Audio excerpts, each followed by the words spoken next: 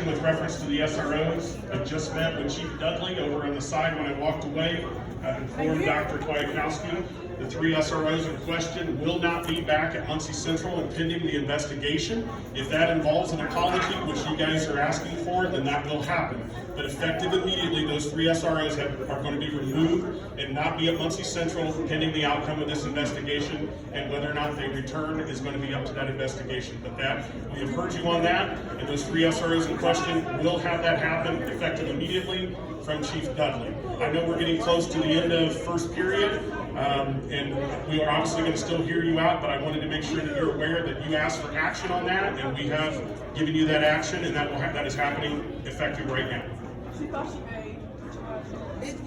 And just to say, it's not just the officers that stuff like this has happened before. Me, I came from Yorktown, and I didn't want to go the rest of my high school life being hated just because of the color of my skin. Because every day I was there, somebody said something to me. The amount of slurs that I heard just because I was Hispanic is not okay. That's why I came here, because it's diverse and it's better here. But it's not just the officers. It's not just the officers in question. It's the administrators and the teachers as well.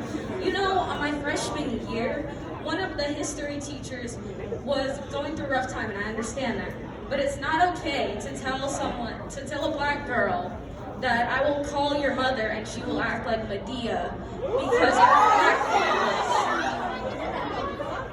black feminist. And then one of the old biology teachers, they got retired recently, he was constantly, Mr. Harding was constantly homophobic, transphobic, he was racist, and he was always saying something. I hated his class because he also hated just everything. I have never seen anybody filled with such hate when we're supposed to be in a learning environment. When I told him that I did not want to go by my birth name, I said I wanted to go by Alex. He told one of my friends while I wasn't there that, oh, that's weird. She should go by her own name.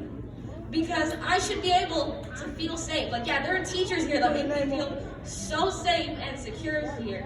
Like Mr. Jones, Mr. Durkoch, Mr. McClure. There's teachers here that are here for us. But the others, they'll still say things to us. Like, it doesn't matter, regardless. It's always the people of color who are having something said to them. Like, I've had jokes from teachers and be like, oh, you work at Taco Bell? That makes sense. Because I'm Hispanic.